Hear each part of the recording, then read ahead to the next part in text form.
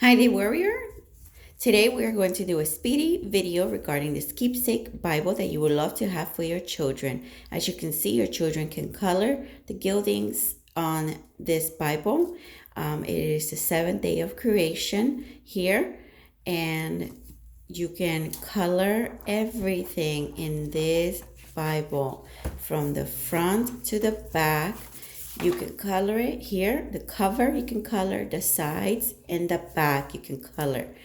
There's so many stories inside this Bible. It also has a bookmark which is red, and you can see the angels there, their presentation page and the title, the content there.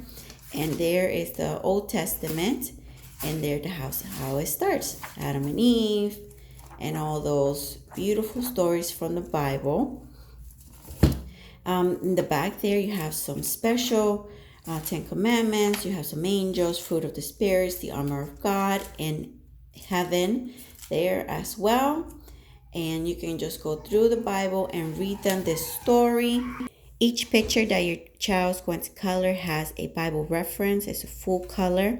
And remember, Jesus is coming as he promised. Thank you so much. God bless you. Bye-bye.